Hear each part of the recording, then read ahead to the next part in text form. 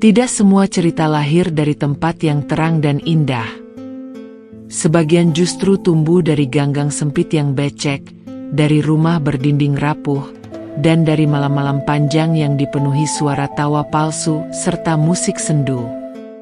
Lokalisasi Dolly di Jalan Kupang Gunung Timur, Kelurahan Putat Jaya, Kecamatan Sawahan bukan sekadar kampung kumuh dan maksiat di Surabaya Barat. Ia adalah saksi bisu dari mimpi-mimpi kecil yang berjuang agar tidak mati sebelum sempat tumbuh. Di sanalah aku belajar bahwa hidup tak pernah memberi pilihan yang adil, tapi selalu menyisakan ruang bagi mereka yang berani bertahan. Dari suara radio tua, lampu neon berkedip, dan hati yang terus berharap, kisahku dimulai. Kisah tentang seorang gadis, sebuah suara, dan cinta yang tumbuh di tempat yang tak pernah menjanjikan apapun selain perjuangan. Namaku Erika Sitoresmi, lahir dan dibesarkan di kampung lokalisasi Dolly, yang penuh hiruk-pikuk. Malam hari, suara tawa para wanita kupu-kupu malam, deru motor lewat, dan musik dangdut dari wisma-wisma pelacuran menjadi lagu pengantar tidurku sejak kecil. Rumah kami hanya petak kecil berdinding triplek, atap seng yang bocor saat hujan deras. Ayah sudah tiada sejak aku kecil. Ibuku bekerja sebagai asisten rumah tangga orang kaya di Kupang Indah Timur agar kami bisa makan. Hidup di komplek lokalisasi ini membuatku terbiasa dengan pandangan sinis orang luar. Tapi di sini aku belajar bertahan. Belajar bernyanyi dari lagu-lagu yang mengalun di malam panjang. Sejak remaja, aku bekerja sebagai penyanyi kafe kecil di ujung lokalisasi Dolly. Panggungku hanyalah sudut gelap dengan lampu neon merah yang sering berkedip-kedip, mikrofon tua yang kadang berderit. Tapi suaraku yang merdu, kata para pengunjung kafe, mirip suara penyanyi-penyanyi campur sari Jawa. Karena itu, suara nyanyianku sering membuat pengunjung terpaku. Aku bernyanyi tentang cinta yang tak pernah kumiliki, tentang patah hati yang belum kurasakan, tentang mimpi yang kusimpan rapat di dada. Setiap malam, setelah lagu terakhir, aku pulang dengan uang tip recehan, hanya cukup untuk membantu ibu dan membeli bedak murah, agar wajahku tak terlihat lelah. Sementara Sodikin Kadarusman adalah pemain gitar melodi di kafe yang sama. Dia pria sederhana dari desa Tulangan, Sidoarjo, datang ke Surabaya untuk mengais rezeki seperti aku. Wajahnya tegas, kulit sawo matang, tapi matanya selalu penuh kehangatan saat menatapku. Gitarnya selalu menyertai iramaku dengan nada-nada lembut yang menyentuh jiwa. Seolah dia tahu persis apa yang kurasakan saat menyanyi. Kami sering berbincang setelah pertunjukan selesai. Duduk di bangku kayu reot sambil minum kopi hitam. Kami berbagi cerita tentang mimpi. Aku ingin jadi penyanyi besar, dan dia ingin punya studio kecil untuk mengajar anak-anak bermain gitar. Suatu malam, setelah lagu terakhir, dia mendekatiku dengan senyum malu-malu. Erika, suaramu seperti angin pantai Kenjeran yang menyegarkan hatiku di malam panas ini, katanya pelan.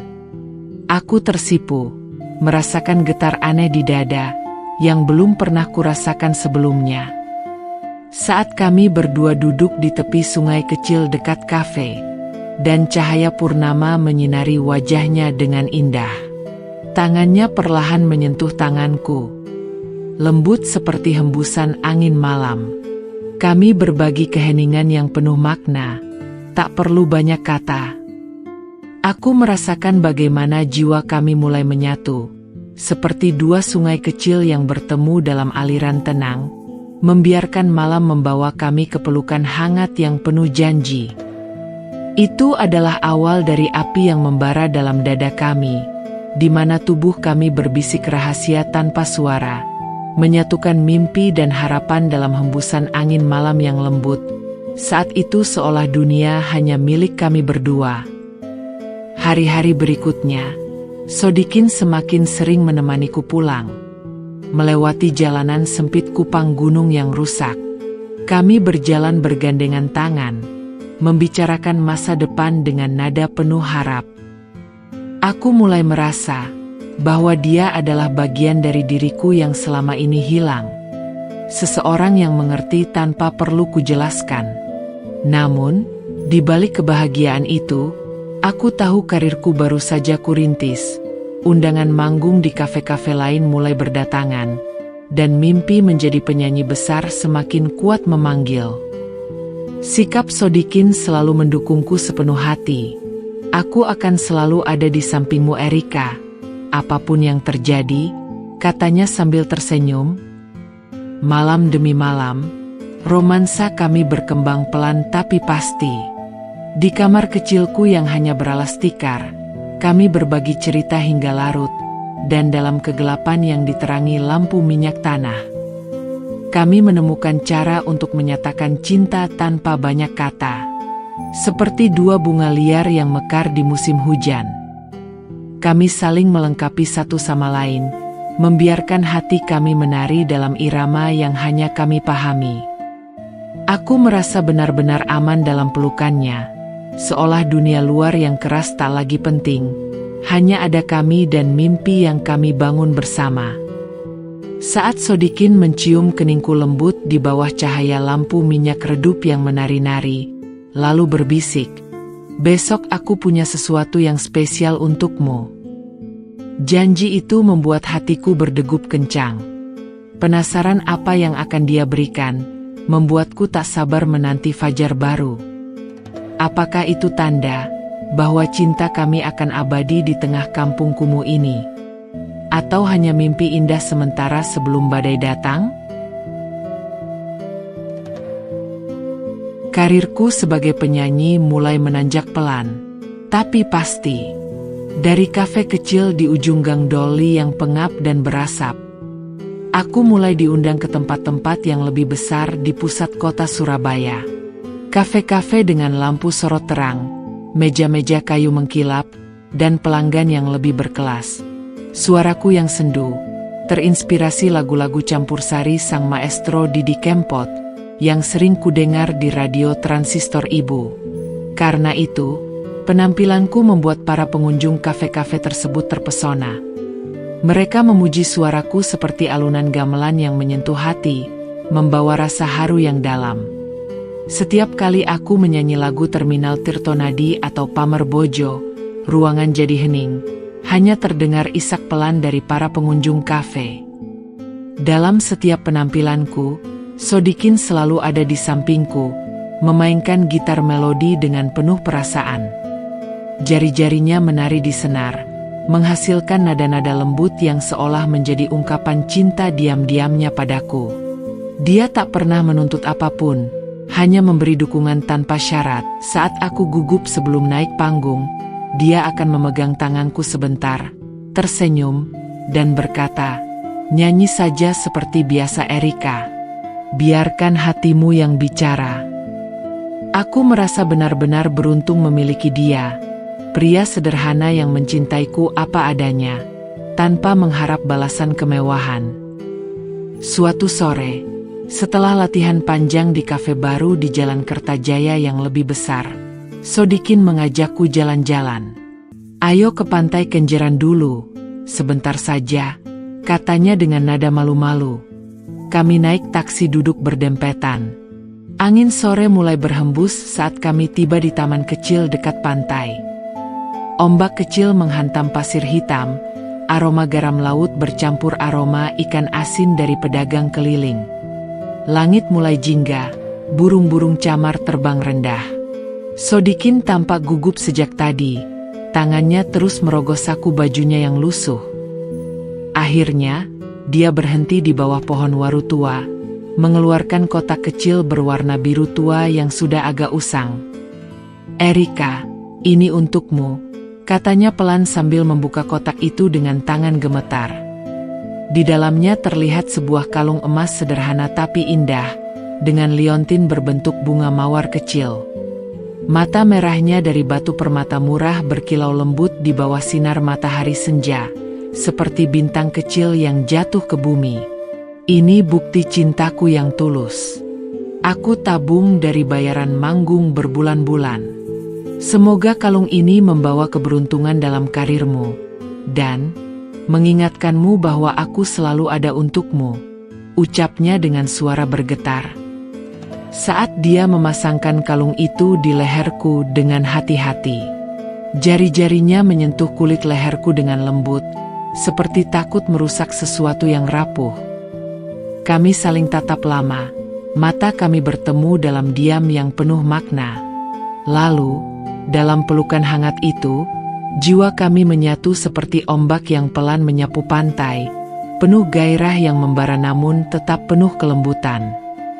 Seperti dua jiwa yang akhirnya menemukan rumahnya masing-masing, kami membiarkan hati berbicara melalui sentuhan saja, menciptakan kenangan yang hangat dan abadi di bawah langit senja pantai Kenjeran yang perlahan gelap. Aku menangis haru, air mata jatuh tanpa bisa kutahan. Aku memeluknya erat, mencium aroma sabun murah dan keringatnya yang sudah akrab. Kalung itu terasa ringan di leherku, tapi berat sekali maknanya. Simbol janji, harapan, dan cinta yang murni. Aku akan selalu memakainya, Mas. Ini janji kita, selamanya, kataku sambil terseduh. Malam itu, kami pulang dengan taksi kuning, sambil tangan bergandengan seakan tidak akan terpisahkan, hati kami penuh harapan. Tidak hanya itu, Sodikin juga berjanji akan mendukungku selamanya, apapun yang terjadi, dan saat itu aku benar-benar percaya ketulusan hatinya. Hubungan kami semakin dalam. Setelah hari itu, setiap malam setelah pertunjukan, kami akan menghabiskan waktu untuk saling memiliki dalam cara yang santun, namun penuh api. Di kamar kontrakanku yang kecil dan sederhana, cucuran keringat kami seperti sungai yang mengalir deras menuju muara. Kami menyatu dalam hembusan angin malam yang sejuk, membiarkan cinta kami mekar, seperti bunga liar di musim semi yang tak pernah layu.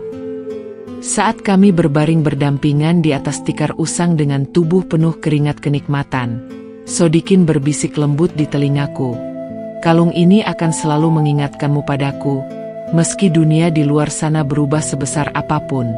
Hatiku berdegup kencang, ada rasa penasaran yang manis. Apakah karirku yang mulai naik ini akan membawa perubahan besar dalam hidup kami?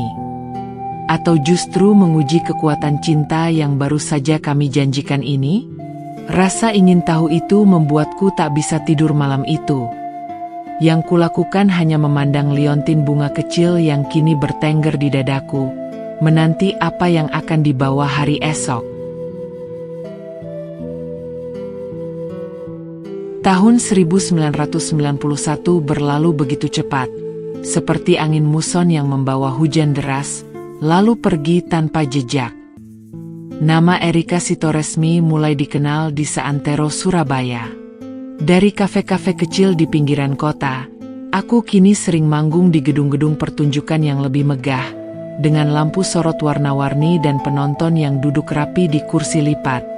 Suaraku yang sendu sering mengalun di radio-radio lokal, menyanyikan lagu-lagu campur sari yang membuat pendengarnya terbawa perasaan. Kadang aku mendengar orang-orang di angkot berbisik, "Itu suaranya Erika dari kampung Dolilo." Hatiku berbunga, tapi aku selalu ingat dari mana aku berasal. Sepanjang kesibukan penampilanku, Sodikin tetap setia di sampingku. Gitar melodi tuanya selalu menyertai setiap laguku, nada-nadanya lembut seperti pelukan di malam dingin. Kami sudah tinggal bersama di rumah kontrakan kecil dekat kafe lama di Kupang Jaya. Hanya satu kamar dengan dinding anyaman bambu dan atap genteng yang kadang bocor. Tapi, di sana kami membangun mimpi bersama. Aku ingin naik ke panggung nasional, dia ingin membuka sekolah musik kecil untuk anak-anak kampung. Kalung emas pemberiannya selalu kukenakan, liontin bunga dengan mata merahnya seperti simbol cinta kami yang tulus, tak ternilai oleh apapun juga. Setiap hari terasa indah. Pagi-pagi, Sodikin mengajariku nada-nada baru yang dia ciptakan sendiri, dengan duduk di teras rumah sambil minum kopi tubruk pahit. Malam hari, setelah latihan, aku bernyanyi khusus untuknya di kamar kami, lagu-lagu yang belum pernah kudendangkan di panggung. Cinta kami seperti lagu campur sari yang tak pernah berakhir. Penuh harmoni, ada bagian yang sendu, ada bagian yang riang, tapi selalu saling melengkapi. Saat kami berada di kamar kecil itu, cahaya bulan purnama menyusup melalui celah-celah jendela bambu. Malam itu hujan gerimis di luar, suara tetesan air di atap seng seperti iringan gamelan. Tubuh kami menyatu seperti dua arus sungai yang akhirnya bertemu di muara, penuh kehangatan yang membara namun tetap lembut, seolah malam itu menjadi saksi bisu janji abadi kami. Kami menemukan surga kecil di atas tikar usang. Dalam pelukan itu, hati dan jiwa saling melebur dalam tarian lembut yang penuh gairah, tanpa kata-kata, hanya iringan suara gesekan tikar dengan lantai. Sesekali suara lenguh kenikmatan kami terdengar bergantian, hanya hembusan napas dan detak jantung yang saling menjawab. Seiring perjalanan waktu, karirku semakin menanjak pesat. Undangan manggung pun datang dari berbagai penjuru kota, bahkan ada yang dari luar Surabaya. Sodikin tak pernah iri sedikit pun. Dia justru bangga, selalu tersenyum lebar saat aku pulang membawa uang lebih banyak. Kau layak bersinar terang, Erika. Aku hanya ingin melihatmu bahagia, katanya sambil mengusap rambutku. Namun, perlahan mulai ada undangan dari orang-orang kaya yang berbeda. Salah satunya Tommy Mukidi, pengusaha tekstil yang sering duduk di meja depan saat aku manggung. Dia selalu memberikan bunga mawar merah besar setelah pertunjukan. Matanya tak pernah lepas dariku. Meski kesibukanku manggung kian padat, romansa kami dengan Sodikin tetap membara. Di malam-malam sunyi setelah aku pulang, kami saling berbagi rahasia paling dalam, menyatu dalam cara-cara purba dan penuh hormat, seperti dua bintang yang bertemu di langit gelap, saling menyinari tanpa pernah pudar. Tubuh kami berbicara dalam bahasa yang hanya kami pahami, penuh api namun tetap suci. Saat aku pulang dari pertunjukan besar pertama di Shangri-La Hotel di Jalan Maijen Sungkono, Sodikin menungguku di depan pintu dengan pelukan erat, meski sudah larut malam. Dia mencium keningku lembut, lalu berbisik di telinga. Jangan pernah lupa asalmu, Erika. Jangan lupa kita. Hatiku berdegup kencang. Ada rasa gelisah manis yang menyelinap. Apakah ketenaran yang semakin dekat ini akan mengubah segalanya? Atau cinta kami yang sederhana ini akan tetap kuat menghadapi badai yang mulai terlihat di ufuk? Rasa penasaran itu membuatku tak bisa tidur. Hanya memandang wajah Sodikin yang tertidur damai di sampingku, sambil memegang liontin bunga di leherku. Ketenaranku mulai meluas seperti api yang menyebar di rumput kering. Undangan manggung tidak hanya dari Surabaya, tapi juga bertaburan kota-kota sekitar seperti Malang, Sidoarjo, Gresik, Tuban, bahkan ada yang dari Semarang atau kota-kota di Jawa Tengah lainnya. Proses transportasinya sebenarnya cukup melelahkan. Misalnya aku memulainya naik bus malam sendirian di Terminal Bungurasi, membawa tas kecil berisi baju ganti dan mikrofon cadangan. Panggung pertunjukanku semakin besar, penonton semakin banyak, tepuk tangan semakin riuh. Nama Erika Sitoresmi kini tercetak di spanduk-spanduk acara. Foto wajahku mulai muncul di koran lokal. Aku merasa mimpi yang dulu hanya kuceritakan pada Sodikin mulai menjadi nyata, tapi ada rasa aneh yang menyelinap di dada. Seperti kehilangan sesuatu yang tak bisa kugenggam. Sodikin ikut senang. Setidaknya itulah yang dia katakan setiap kali aku telepon dari kota lain. Senang sekali dengar kabar ini, Erika. Kau pantas dapat yang terbaik. Suaranya di ujung telepon selalu hangat, tapi aku bisa merasakan ada nada lelah yang tersembunyi. Jadwalku semakin padat, pulang pergi ke luar kota membuat kami jarang bertemu. Kalung emas pemberiannya masih selalu kukenakan. Liontin bunga kecil itu menempel di dada setiap kali aku naik panggung. Tapi, karena sering terkena keringat dan asap rokok tebal di ruang pertunjukan, warna emasnya mulai terlihat kusam, kilauannya perlahan memudar seperti kenangan yang mulai kabur. Bersamaan dengan itu, Tommy Mukidi mulai sering muncul. Pengusaha tekstil kaya raya itu selalu duduk di meja VIP, mengenakan jas mahal dan jam tangan berkilau. Setelah pertunjukan, dia mendekat dengan senyum lebar, membawa buket bunga mawar impor atau sekotak coklat dari Singapura. Awalnya hanya hadiah kecil-kecil, aku tolak dengan sopan. "Terima kasih Mas Tommy, tapi saya sudah punya yang menemani," kataku sambil tersenyum kaku. Tapi, dia gigih, selalu bilang, "Hanya tanda terima kasih dari penggemar setia." Sementara itu, Sodikin mulai jarang membalas pesanku saat aku manggung di luar kota. Kalau ku jawab telepon, dia selalu mengaku sedang latihan dengan band baru atau membantu teman di kafe. "Sibuk saja akhir-akhir ini," katanya singkat. Aku tahu itu alasan, tapi aku tak ingin bertanya lebih dalam. Saat aku pulang larut malam, setelah manggung 3 hari di Malang, Sodikin masih menunggu di kontrakan kecil kami. Pintunya terbuka sedikit dengan lampu minyak tanah menyala redup. Begitu aku masuk, dia langsung memelukku erat tanpa kata, seolah takut aku hilang. Malam itu hujan deras di luar, petir sesekali menyambar. Kilatan cahaya itu menyinari tubuh kami yang menyatu, seperti angin musim kemarau yang akhirnya bertemu daun-daun kering, penuh kelembutan yang membara setelah sekian lama terpisah. Dalam hembusan malam yang tenang di antara deru hujan, jiwa kami saling memanggil kembali, menciptakan momen hangat di mana dunia luar seolah lenyap. Hanya ada kami berdua dan detak jantung yang saling menjawab.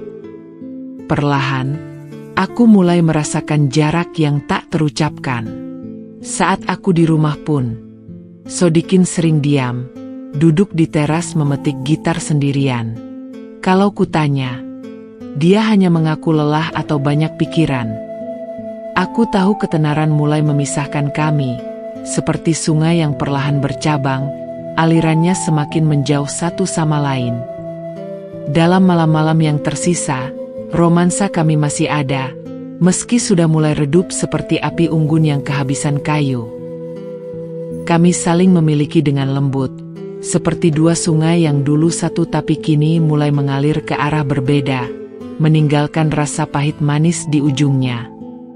Pada suatu hari, setelah pertunjukan besar di ballroom Bumi Hyatt Hotel Jalan Basuki Rahmat, Tommy datang menemuiku. Dia tersenyum lebar, mengeluarkan kotak beludru hitam kecil dari sakunya. Di dalamnya, ada sebuah gelang berlian kecil yang berkilau terang di bawah lampu sorot. "Ini lebih cocok untuk bintang seperti kamu Erika," katanya lembut. Aku terdiam, tanganku gemetar saat menerimanya. Hatiku gelisah, ada rasa penasaran yang menggerogoti. Apakah ini tanda perubahan besar yang akan datang, atau hanya godaan sesaat? Malam itu aku pulang membawa gelang berlian itu. Sementara kalung emas pemberian Sodikin terasa semakin berat di leherku, menanti apa yang akan terjadi selanjutnya. Setelah menerima hadiah gelang berlian dari Tommy Mukidi, aku semakin terkenal. Nama Erika Sitoresmi kini tak hanya bergaung di Provinsi Jawa Timur dan beberapa kota di Jawa Tengah, tapi mulai terdengar hingga Jakarta. Konser demi konser, panggung demi panggung, dari gedung serbaguna kota sampai hotel berbintang, yang lampu kristalnya berkilauan. Penonton bertepuk tangan dengan standing ovation. Wartawan berebut wawancara, dan manajer-manajer acara saling berebut jadwalku.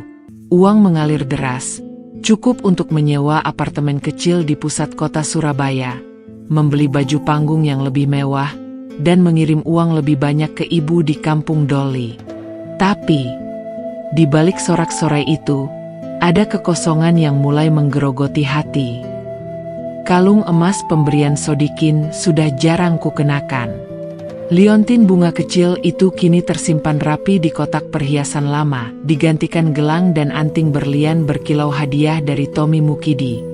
Awalnya kalung dan liontin emas hadiah dari Sodikin itu masih aku pakai di bawah baju, tapi lama-lama terasa berat, seperti beban masa lalu yang tak lagi cocok dengan kilau baru hidupku.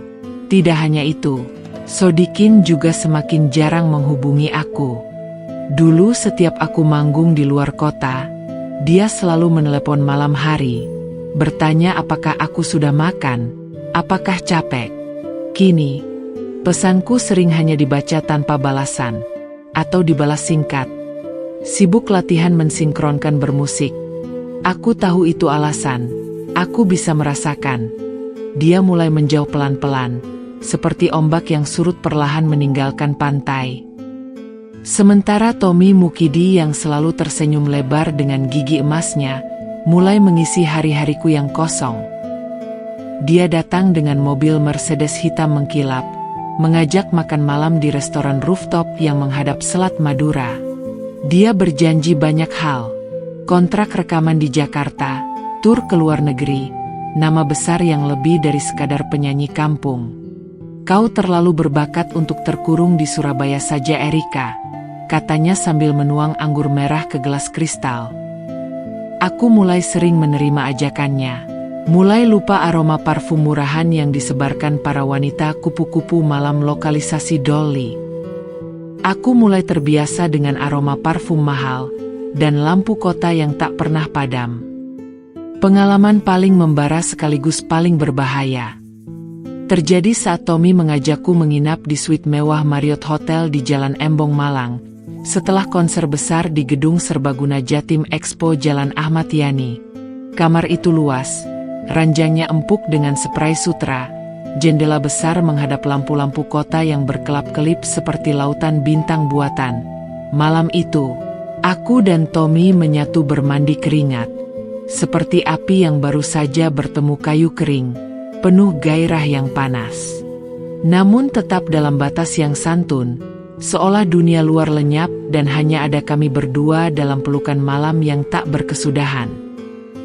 Tubuh kami berbicara dalam bahasa baru yang asing bagiku, penuh kemewahan dan kenikmatan yang belum pernah kurasakan bersama Sodikin.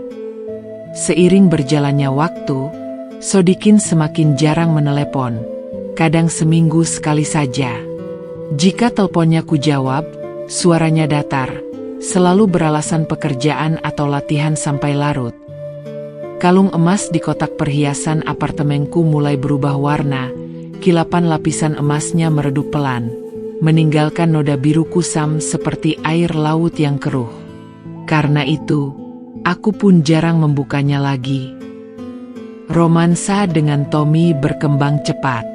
Kami sering bertemu di hotel-hotel bintang 5, menyatu seperti ombak besar yang menghantam pantai dengan kuat, saling melebur dalam gelora yang membuatku lupa segalanya. Dia memberi apa yang tidak pernah bisa diberikan Sodikin. Kemewahan, perhatian di depan umum, janji masa depan gemilang. Peristiwa menyakitkan datang saat Sodikin akhirnya menelepon. Setelah berminggu-minggu tak ada kabar. Suaranya pelan, hampir seperti bisikan. Erika, aku dengar kau sudah sering bersama orang itu. Kalau kau bahagia, aku ikhlas. Benar-benar ikhlas demi kebahagiaanmu. Telepon ditutup sebelum aku sempat menjawab. Hatiku saat itu seperti ditusuk-tusuk.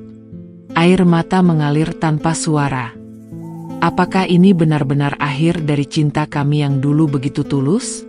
Rasa itu menggantung berat di dada, membuatku terjaga sepanjang malam.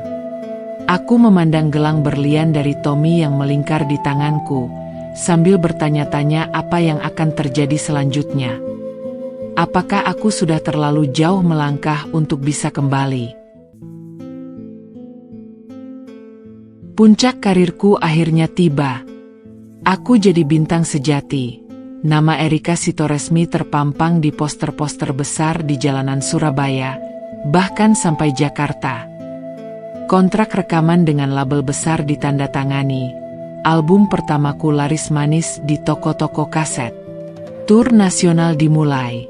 Dari Bali sampai Medan, hotel-hotel bintang 5 menjadi rumah sementara. Mobil pribadi dengan sopir menjemputku di bandara. Sorak-sorai penonton, kilatan lampu blitz kamera, dan tanda tangan yang tak pernah habis. Semua terasa seperti mimpi yang menjadi nyata. Tapi, di balik gemerlap itu, hati ini semakin kosong. Seperti panggung besar yang ramai tapi tak ada satupun wajah yang benar-benar ku kenal. Sosok Tommy selalu ada di sampingku, seperti bayangan yang tak pernah lepas. Dia yang mengatur segalanya. Manajer, jadwal, bahkan baju panggung yang didatangkan dari butik mahal di Singapura. Dia memberi kemewahan yang tak pernah kubayangkan. Apartemen mewah di Pakuwon City, perhiasan berlian yang bertumpuk di lemari kaca, liburan akhir pekan ke villa pribadinya di Batu. Kau pantas dapat semua ini sayang, katanya sambil mencium tanganku di depan umum. Sementara Sodikin sudah benar-benar hilang kontak. Teleponnya tak pernah kujawab lagi, pesanku tak pernah dibalas. Dia hanya menjadi kenangan pudar, seperti lagu lama yang kadang terdengar di radio, tapi tak lagi membuatku berhenti bernyanyi. Kalung emas dengan liontin bunga itu semakin kusam di dalam kotak perhiasan. Awalnya masih kuning keemasan, kini lapisannya mengelupas, meninggalkan noda biru kehijauan, seperti karat yang merayap pelan. Aku jarang membukanya, takut melihatnya, takut teringat janji-janji manis di tepi pantai Kenjeran dulu. Dalam perjalanan waktu, terjadi sebuah peristiwa yang paling mewah sekaligus paling hampa. Saat hadir dalam pesta ulang tahun Tommy di villa megahnya di lereng Gunung Arjuna. Malam itu bintang-bintang berserakan di langit, musik jazz mengalun pelan dari speaker besar, para tamu penting berpakaian glamor. Di kamar utama dengan balkon menghadap lembah, kami menyatu seperti bunga malam yang baru mekar disiram embun dingin. Penuh kehangatan yang membara di tengah udara sejuk pegunungan. Tubuh kami menari dalam irama yang hanya kami pahami, menciptakan mimpi semu di malam yang penuh bintang buatan, dan lampu kristal yang bergoyang-goyang. Aku mulai ragu di tengah semua kemewahan itu. Kadang di tengah malam, saat Tommy sudah tertidur, aku duduk di balkon sendirian, memandang lampu kota di kejauhan. Ada rasa sesak yang tak bisa kujelaskan, seperti ada bagian dari diriku yang tertinggal di kampung lokalisasi Dolly. Tapi, kemewahan selalu berhasil menutupi. Tas-tas branded yang baru, mobil baru, dan pujian dari media yang semuanya membuatku lupa lagi. Dengan Tommy, romansa hubungan tetap panas. Kami sering menghabiskan malam di suite-suite hotel terbaik di Surabaya. Menyatu seperti dua jiwa yang saling tarik dengan magnet kuat, penuh gairah yang sejenak membuatku lupa nama sendiri. Dia tahu cara membuatku merasa diinginkan, dengan kata-kata manis dan sentuhan mahir. Saat aku sendirian di kamar hotel setelah konser di Solo, sebuah momen paling menusuk terjadi. Radio di meja samping ranjang tiba-tiba memutar lagu lama Didi Kempot, Terminal Tirtonadi. Lagu yang dulu sering dinyanyikan Sodikin dengan gitarnya untukku. Suara sendu itu mengalir. Lirik tentang perpisahan dan kenangan yang membuat dadaku sesak. Tak terasa tiba-tiba air mata mengalir tanpa suara. Aku bertanya-tanya dalam hati. Apakah Sodikin masih memikirkan aku? Apakah dia masih mencintaiku seperti dulu? Atau sudah benar-benar merelakan? Hatiku hancur pelan, seperti daun kering yang jatuh satu persatu. Rasa itu menggantung berat, membuatku tak bisa tidur. Yang kulakukan hanya memandang kotak perhiasan di tas yang tak pernah kubuka, menanti jawaban yang mungkin tak pernah datang. Saat mencapai usia 30 tahun, aku berada di puncak yang semua orang impikan. Semua albumku menduduki tangga lagu teratas. Wajahku menghiasi sampul majalah wanita. Undangan talk show televisi nasional datang bertubi-tubi. Rumahku kini sebuah villa besar di kawasan elit Citraland di Surabaya Barat, yang lengkap dengan kolam renang dan 5 asisten rumah tangga yang mengurus segalanya. Tommy Mukidi selalu tersenyum bangga di sampingku saat foto bersama. Tangannya melingkar di pinggangku, seperti memamerkan piala. Tapi, di balik semua itu, hati ini kosong sekali. Aku tersenyum di depan kamera, tapi malam hari aku sering menangis sendirian di kamar mandi marmer yang dingin. Suara air keran yang kencang menutupi isaku. Dalam kepopuleranku itu, Tommy mulai memperlakukanku seperti barang miliknya. Awalnya halus, lalu semakin jelas. Di pesta-pesta pribadinya yang tertutup, dia membawaku sebagai tamu kehormatan, tapi tujuan sebenarnya untuk dipamerkan. Minuman keras mengalir deras, musik keras menggelegar, dan para teman bisnisnya, pengusaha-pengusaha tua berperut buncit, maupun para pejabat munafik, memandangku dengan mata lapar. Saat mereka memuji tubuh sintalku, Tommy hanya tertawa, lalu dengan santai berkata, "Silakan dinikmati, asal jangan rusak saat kembali." Aku seperti piala bergilir yang bisa dipinjamkan seenaknya, demi mulusnya kesepakatan bisnis. Awalnya aku menolak dulu, tapi Tommy melontarkan ancaman halus. "Karirmu bisa berakhir kapan saja kalau aku tarik dukungan," sebuah ancaman yang membuatku diam dan patuh. Beberapa bulan kemudian, aku merasakan perubahan pada tubuhku. Tes kehamilan menunjukkan 2 garis merah jelas di pagi yang dingin. Aku gemetar memegangnya, tak tahu harus senang atau takut. Siapa ayahnya? Akibat hubungan bebasku dengan Tommy? Mungkinkah akibat jamuan kenikmatan yang ditugaskan Tommy untuk kolega bisnisnya di pesta malam itu? Atau yang lain lagi? Aku tak pernah tahu pasti, karena malam-malam pesta itu selalu buram dalam ingatanku, campuran alkohol dan pil ekstasi yang mereka suguhkan. Ironisnya Tommy hanya tertawa saat kutunjukkan hasil tes. "Bagus, nanti kita umumkan jika anak yang kamu kandung itu anak kita. Ini untuk membangun pencitraan pada publik agar karirmu kian mengkilap." Dia tak peduli siapa ayah biologis dari anak dalam kandunganku. Bagi dia itu tak penting. Di salah satu pesta terakhir sebelum perutku mulai membesar, di penthouse Tommy yang menghadap laut, kami, para kolega bisnis Tommy dan aku, menyatu dalam kegelapan yang penuh nafsu. Tubuh kami bergerak seperti bayang-bayang di bawah lampu redup warna merah. Tubuhku digilir berganti pasangan setiap selesai melepas hasratnya. Aktivitas itu panas membara tapi sama sekali tanpa jiwa. Sentuhan mereka kasar, tawa mereka kasar, dan aku hanya mampu diam. Mataku terpejam, berharap semuanya cepat selesai. Malam itu meninggalkan luka dalam yang tak terlihat. Luka yang membuatku muak pada diriku sendiri setiap kali mengingatnya. Sodikin juga sudah tak ada kabar sama sekali. Aku pernah mencoba mencari tahu lewat teman lama di Kupang Jaya, tapi mereka hanya mengatakan dia pindah entah kemana, mungkin balik kampung ke Tulangan di Sidoarjo. Sementara kalung emas pemberiannya masih di kotak perhiasan, kini benar-benar biru kehijauan. Karat merajalela seperti penyakit yang tak bisa disembuhkan. Romansa semu dengan Tommy dan dunianya membuatku semakin muak. Setiap pagi aku bangun dengan rasa mual. Bukan hanya akibat kehamilanku, tapi karena rasa jijik pada apa yang telah kujadikan bagian hidupku ini. Saat aku sendirian di kamar bayi yang sedang disiapkan, Aku duduk di kursi goyang, tangan memegang perut yang mulai membulat, merasakan tendangan kecil pertama dari janin di dalamnya. Air mataku mengalir deras. Siapa ayah anakku ini?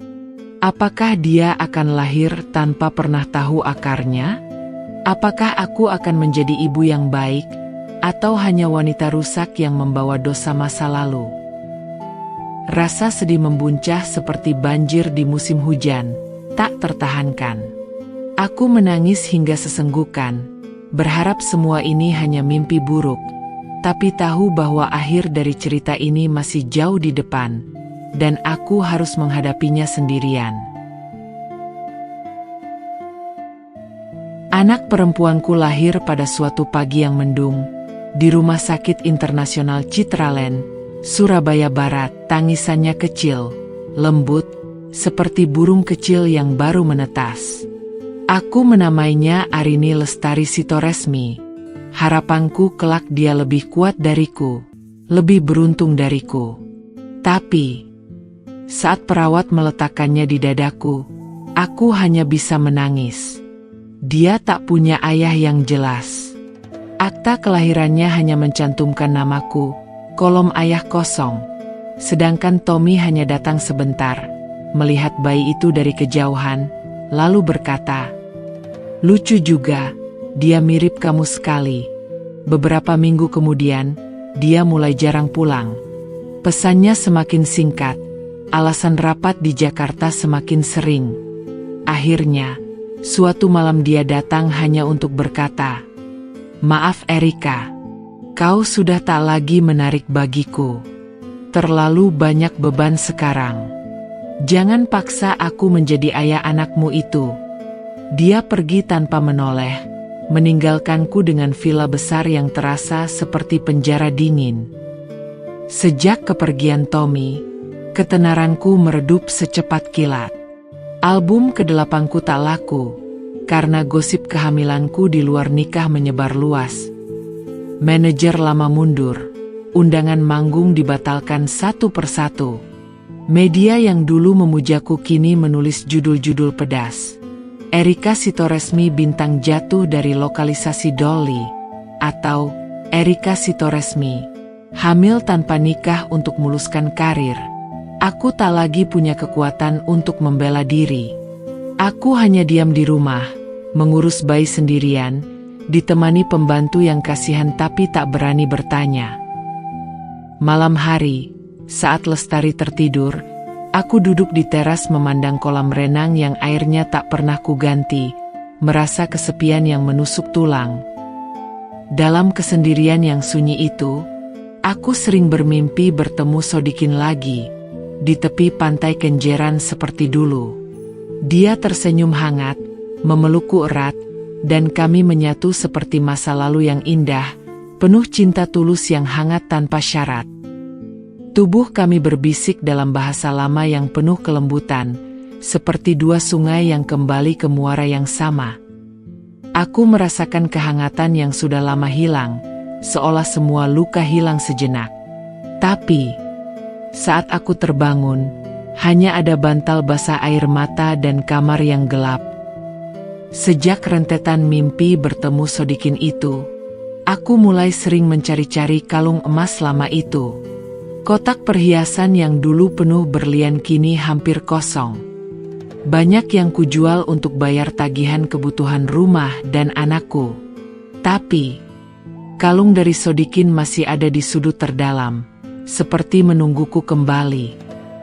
Aku belum berani membukanya, takut melihat betapa rusaknya sekarang. Romansa masa lalu menghantuiku setiap hari. Setiap kali mendengar lagu Campursari di radio, wajah Sodikin muncul. Setiap kali Arini tersenyum, aku bertanya-tanya apakah matanya mirip dia atau bukan. Rasa bersalah dan rindu bercampur jadi satu, membuat dadaku sesak dan ingin meledak. Saat aku akhirnya memberanikan diri, membuka laci meja rias di kamar lama. Tanganku langsung gemetar saat kutemukan kotak perhiasan kecil berdebu, yang sudah bertahun-tahun tak kusentuh. Jantungku berdegup kencang, seperti drum panggung yang dulu mengiringi suaraku. Apa isi kotak ini sekarang? Apakah kalung itu masih ada? Apakah warnanya sudah benar-benar biru seperti yang kubayangkan?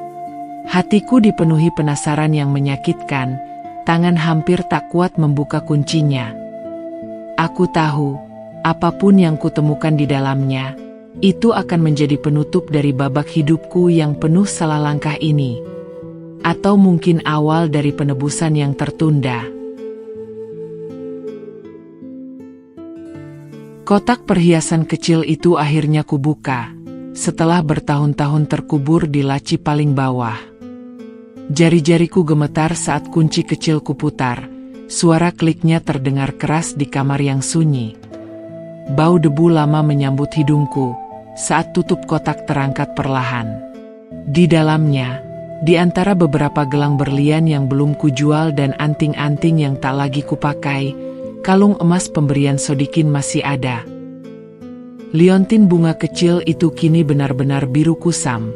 Lapisan emasnya mengelupas habis, meninggalkan warna tembaga oksida yang kehijauan, seperti air got yang lama menggenang. Aku memegangnya pelan.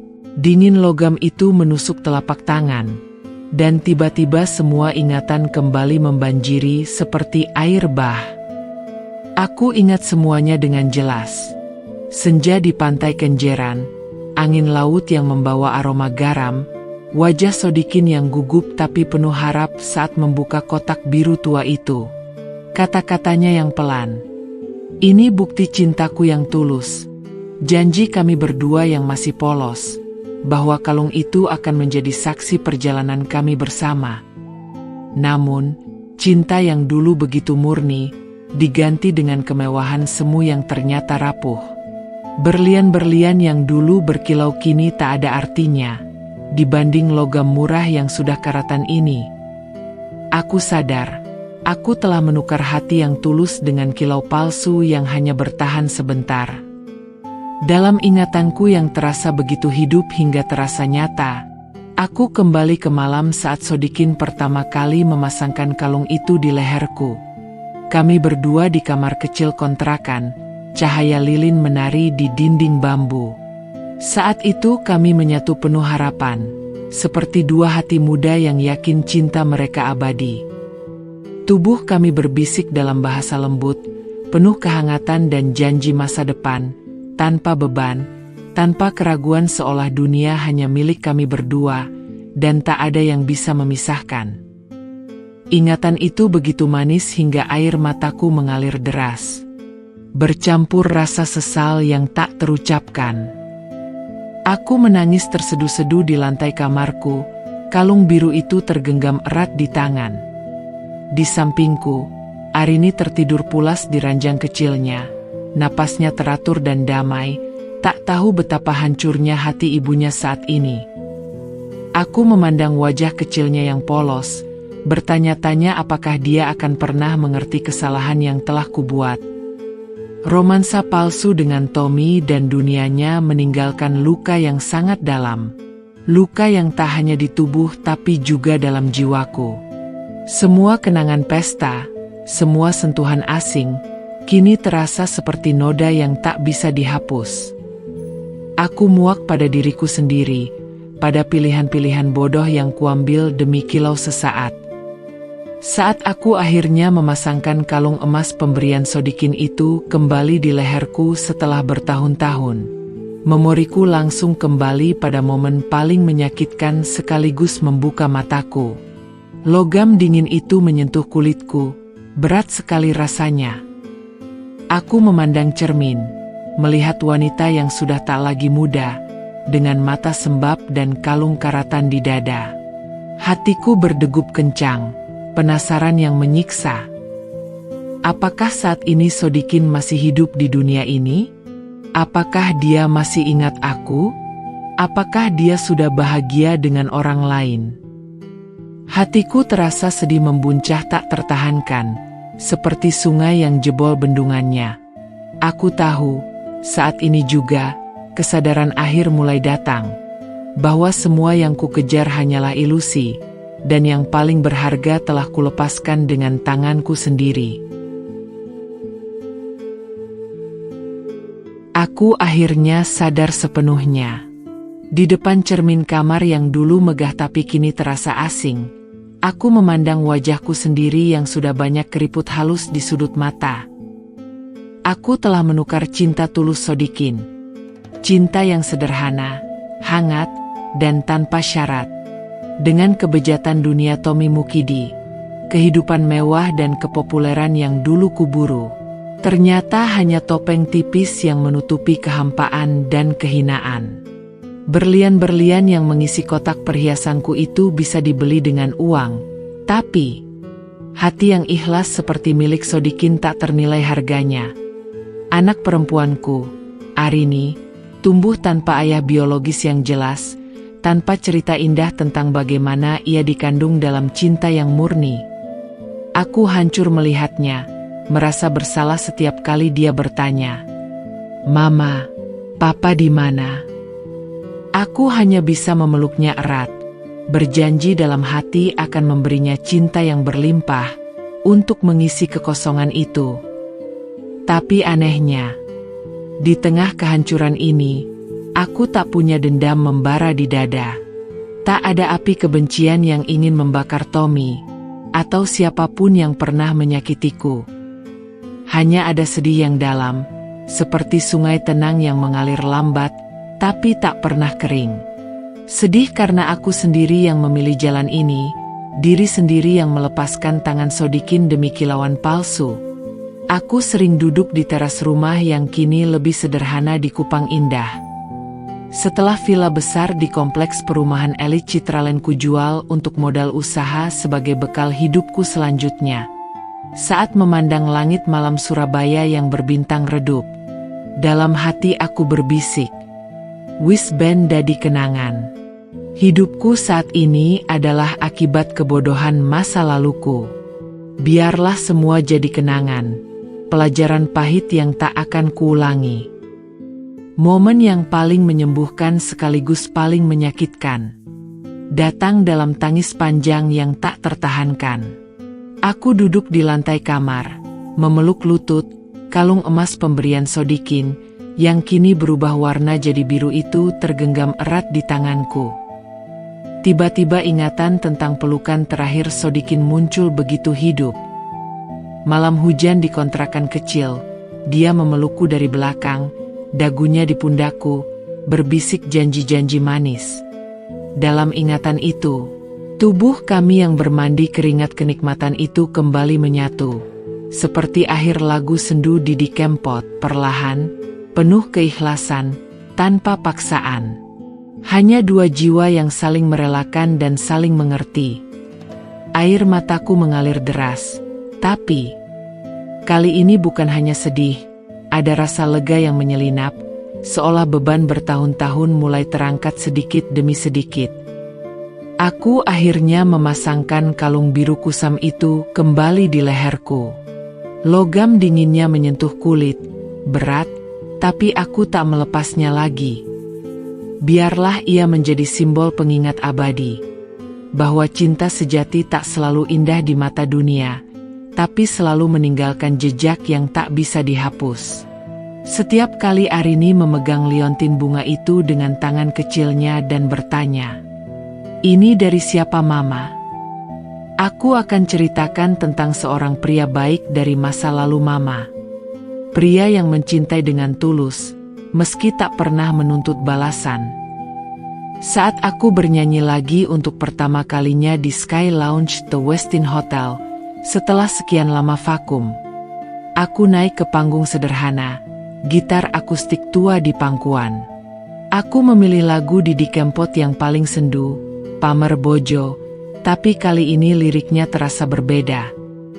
Seolah aku bernyanyi untuk diriku sendiri, untuk Sodikin dimanapun dia berada, untuk merelakan semuanya. Suaraku bergetar di awal, tapi semakin kuat, air mata mengalir pelan di pipi tapi aku tak berhenti. Penonton diam, beberapa ikut terisak. Saat nada terakhir selesai, tepuk tangan pelan mengiringi. Hatiku damai untuk pertama kalinya. Setelah bertahun-tahun, meski air mata masih mengalir. Namun, saat aku turun dari panggung dengan langkah pelan, tiba-tiba seorang pria berjas rapi berdiri di dekat tangga panggung. Dia tersenyum hangat. Dia adalah Sodikin yang 7 tahun lalu aku hianati cinta tulusnya. Dia tak lagi pemetik gitar melodi di kafe-kafe kumuh, tapi kini menjabat sebagai direktur HRD di salah satu pabrik rokok terkenal yang berkantor di kawasan Rungkut Industri.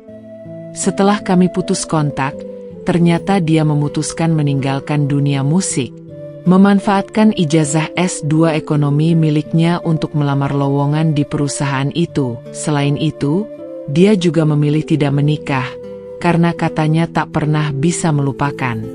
Aku, Erika, panggilnya pelan. Suaranya masih sama seperti dulu, penuh kehangatan. Aku terpaku, air mata langsung mengalir lagi.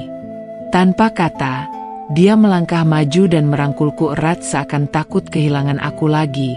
Keberaniannya di tengah kerumunan tamu itu langsung mengundang tepuk tangan. Pelukan itu terasa seperti pulang ke rumah setelah perjalanan panjang yang melelahkan. Aku selalu menunggumu, Erika, bisiknya.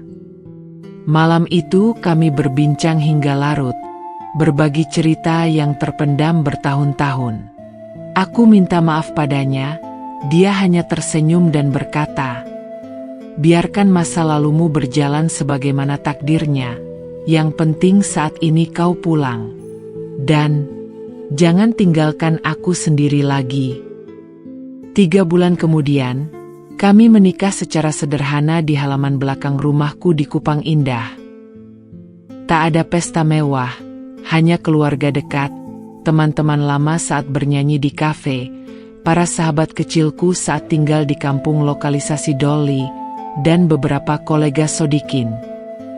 Arini yang kini berusia 4 tahun menjadi pengiring bunga.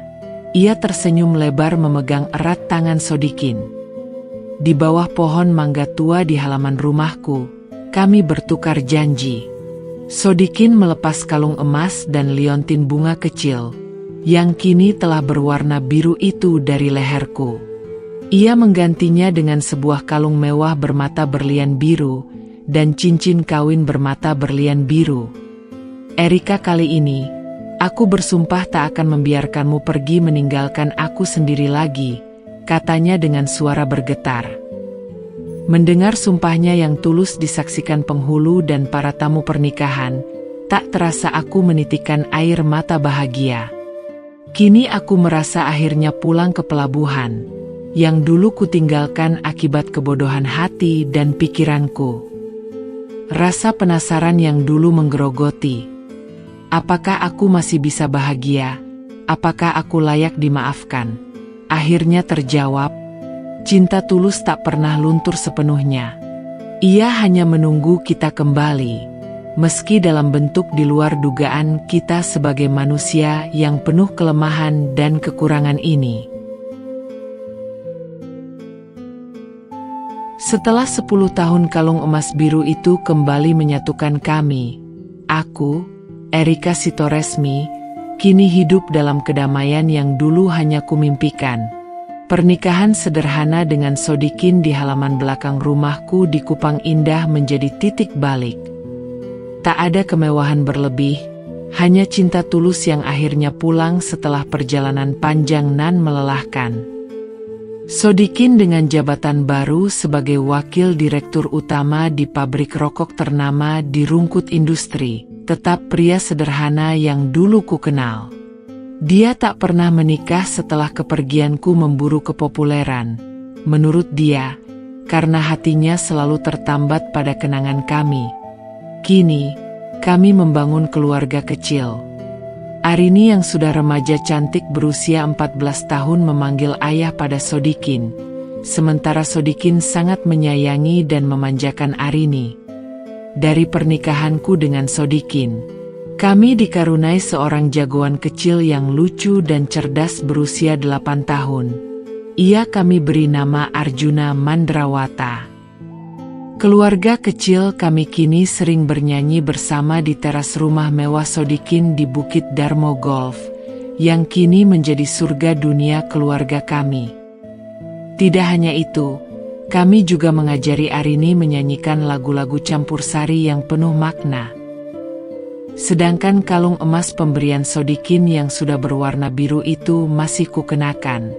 Meski aku telah diberi perhiasan mewah sebagai penggantinya, sepasang kalung emas putih dan cincin emas putih dengan mata berlian biru.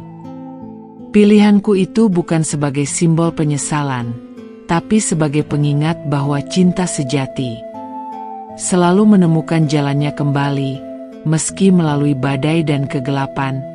Hidup kami sederhana tapi penuh makna. Aku tetap bernyanyi di panggung kecil hotel bintang 4 dan 5. Sodikin bekerja di pabrik rokok dengan dedikasinya. Arini tumbuh menjadi gadis yang bijak belajar dari cerita masa lalu ibunya yang terlalu memburu ilusi, serta kesabaran dan keteguhan ayahnya dalam menjaga prinsip cintanya.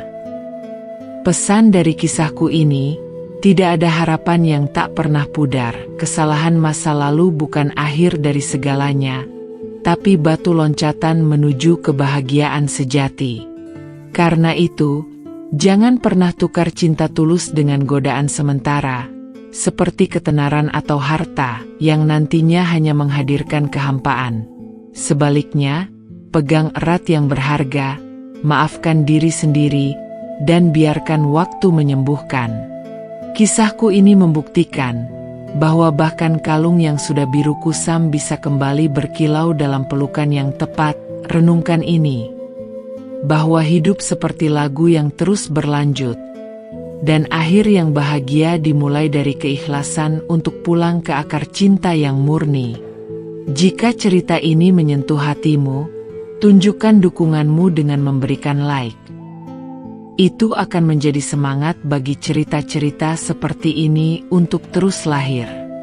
Berikan subscribe pada channel Cermin Realita ini sebagai motivasi kami untuk menghadirkan lebih banyak kisah inspiratif yang menggugah jiwa. Tinggalkan komentar di bawah. Apa renunganmu dari kisah Erika? Bagikan pemikiranmu agar menjadi diskusi hangat dan bahan renungan bersama. Dan yang terpenting, sebarkan cerita ini ke keluarga, teman, sahabat, serta kolega kerjamu, agar semakin banyak orang yang terhindar dari kebodohan seperti Erika, yang melepas cinta tulus demi ketenaran dan harta yang berujung pada perjalanan kehidupan pahit dan melelahkan. Mari kita sebarkan kebaikan, satu cerita demi satu, untuk dunia yang lebih bijak. Terima kasih telah menyimak. Semoga damai selalu menyertaimu.